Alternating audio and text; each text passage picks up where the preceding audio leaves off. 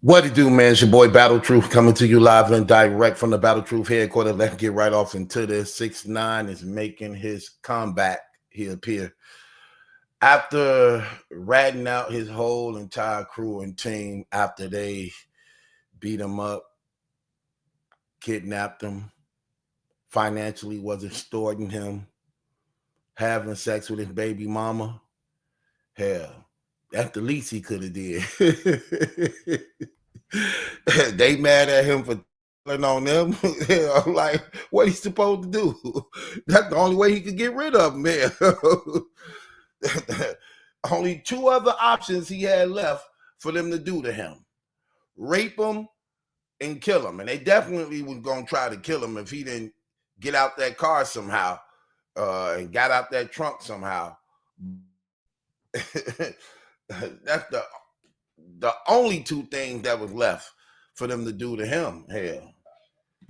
But anyway, so Aiden Ross and them had him on the show, clip him up, and on this show, they had him taking a lie detector test.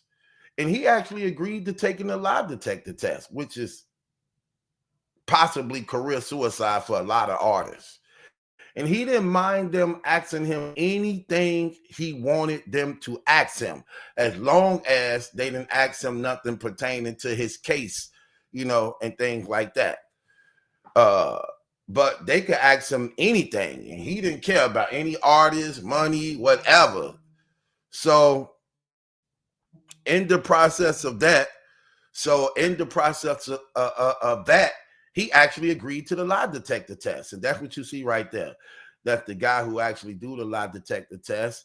And in the process of that, he would be saying whether or not the things 6ix9ine say is either true or false by rating a thumb up when he's telling the truth or a thumb down when he's lying. So a few days ago, 6ix9ine had made a statement publicly, basically saying that he had sex with Steph Curry's wife, Ayesha Curry. And a lot of people bash her sometimes because they believe she not happy in her marriage and that she throw off these signs of wanting to basically leave and mess around with other men and things like that. They believe she be wanting to take the spotlight from Steph Curry and things like that. So when 6ix9ine made that statement, people couldn't wait to put that up and do videos on it and things, playing the sound of him saying that he had sex with Ayesha Curry, which also was one of the reasons why this lie detector test he did, people wanted to just, see it. So this question can come up. So let's see what happens when the question come up on a lie detector test of what 6ix9ine answers to. Just ask it. Anything but legal. Ask. I keep asking about Curry's wife. I never fucked Curry's wife. Shout out to Steph Curry, legend. True. And I fuck with Curry. I just said that his bitch be embarrassing him. True. Okay, so according to that, 6ix9ine says, let's see it again. What was his reason for saying that? True. Hold on, wait. Maybe. I keep asking about Curry's wife. I never fucked Curry's wife. Shout out to Steph Curry, legend. True. And I fuck with Curry. I just said that his bitch be embarrassing him. True. Okay, so according to 6ix9ine, he didn't sleep with Curry's wife. He only said his wife be embarrassing him. And a lot of people believe she want to step out on him. Well, here's the thing in this situation. I get it. I heard some of the things she said. And let me just say, man, I don't take it as far as other people say it and take it. And I understand that when you're dealing with a person and you married to a person like Steph Curry, one of the number one point guard ever in NBA history. Let's just get that out of the way. He's by far, hands down, the number one point guard, period. Period. In NBA history, period. I don't think that's debatable. That's up for debates in no type of way, okay? The greatest shooter ever in NBA history. He got the rings to actually back him up and confirm the status by which he had. But here's the thing, man. When you Ayesha Curry and you married to a man like that, and that's all you see down the timeline. Steph Curry this, Steph Curry this, women throwing themselves at him, just wishing that they could be in your place. Part of the thing of a woman is they have this defense mechanism, and they have this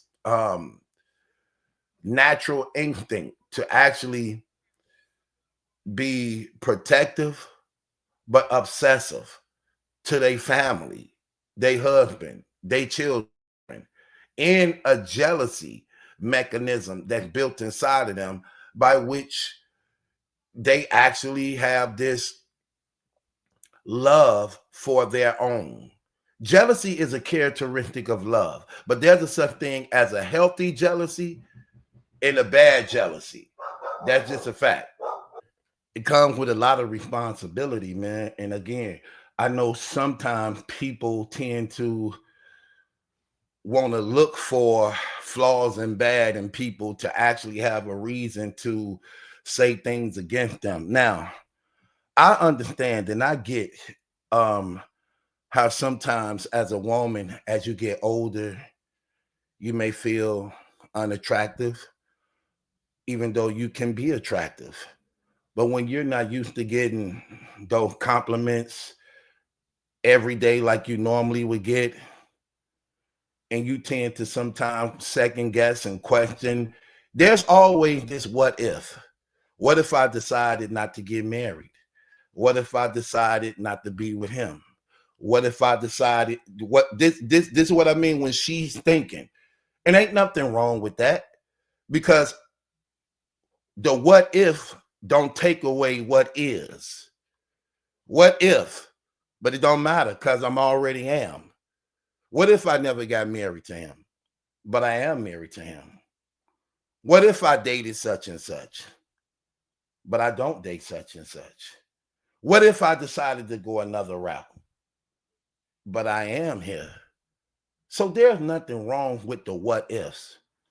And even though sometimes when it comes to the internet, you can't really have mature conversations because the internet ain't for mature conversations, because you're going to always have somebody that take what you say, misrepresent it, add to it, twist it up, and make it more than what you meant. And I believe that's the situation in this thing when it comes to her. Like many people have been asking me, hey, you gonna blog on her? You should blog on Ayesha Curry and this and that, and she this and she that.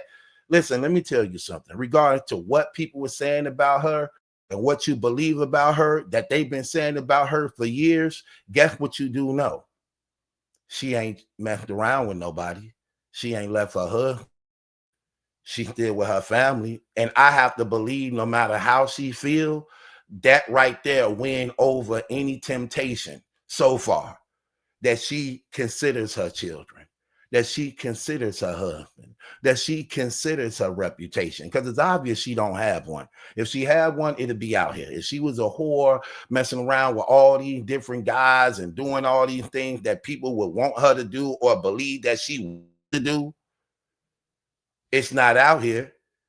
Because if it was, it would have been found out and put up already. This is social media. Everybody trying to make a buck off your embarrassment in your past and your history. But that's not the case. And I have to believe that regardless to what, there's nothing wrong with wanting to be acknowledged, wanting to be, even though you may be married, you still probably would like the idea of knowing that you still can be wanted or desired. Even though some people don't care as long as my husband or wife desire me. But I believe as being humans, regardless to what, just being realistically, it still feels good to be wanted, to be desired. Even if you have the option to say, thank you for your compliment. I appreciate uh your kind words of how you feel about me, but I am married. But it's still the idea of knowing like you still got it and people still acknowledge it. And if she feels that way sometimes, wanting to feel valued, appreciated, I don't see nothing wrong with that.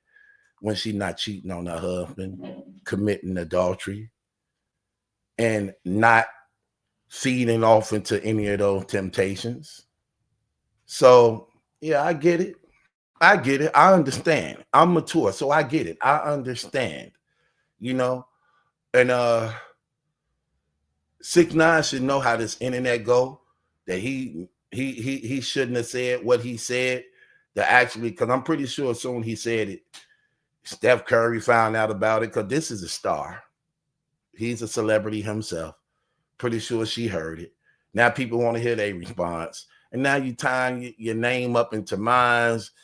But I just thank Curry for being strong also. Not only his wife, but him too. That he don't let the internet bother him. He understands what comes with these things.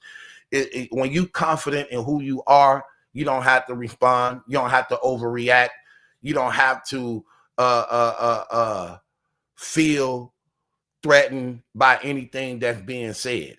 When you know who you are, when you understand how your house operates, you don't have to do that, because I wouldn't care. I wouldn't care. Look, and I'm not gonna marry a woman. Let me tell you something. I'm not gonna marry a woman I don't trust.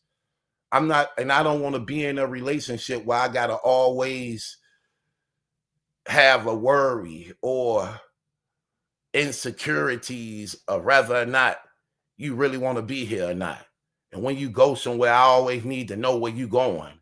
And I'm threatened by what you're wearing or who friends are, because I don't want you to be influenced by them to mess around and do something. Listen, if that's the relationships you people have and those are the women you marrying, then you allowing yourself to be committed to a problem.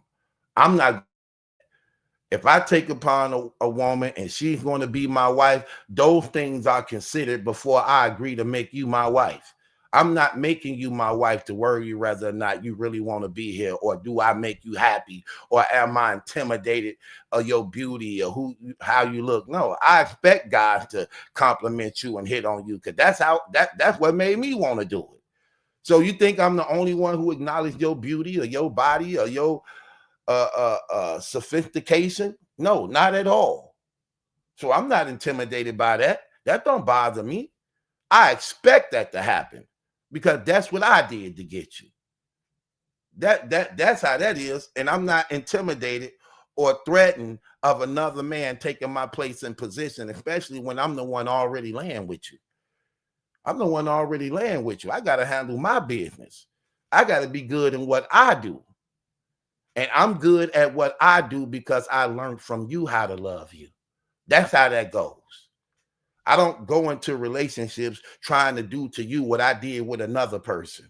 No, I go into relationship learning and understanding you, that when I do it to you, you know that I'm touching you the way you want me to.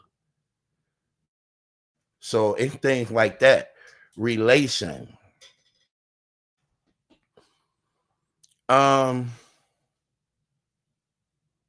With that being said, 6ix9ine, 6ix9ine, 6ix9ine. The only thing I don't like about you, for the most part, stop trying to be tough, man. Stop trying to be accepted. You will never be accepted. You already labeled a rat. You have no problem with admitting you a rat. So wear like a whole damn outfit, okay? Buy your damn rat outfit. Keep you a jar of peanut butter. Keep you a pack of Kraft cheese singles, and live in a damn igloo. Live in a damn igloo. Niggas hate the cold. They won't come find you. Go live in a damn igloo. Trust me. Let them find out you live in a damn igloo. They won't come. They won't even know you still alive. You see what NBA Youngboy did? He moved to Utah, up in the cold Rocky Mountains. He ain't got no more enemies. The only thing they drilling up there is for oil. ain't no drilling going on over there. He riding horses. He got horses. He got real farm going on. A thuggish, ruggish farmer. That's what the hell he is now. Hell. Brothers don't like the cold. So you're gonna be good. Follow after your foe. Follow after your ops. Learn from him. Yeah. With that being said, it's your boy Battle Truth. It ain't my judgment that's in question, it's yours. Subscribe to Battle Truth. And man, listen, man. In stores everywhere right now, pick up that Martyrs by me and my boy Loso, man. And join me later on tonight for the live, somewhere between 8 and 9 o'clock Eastern and Central. I'm locked in with the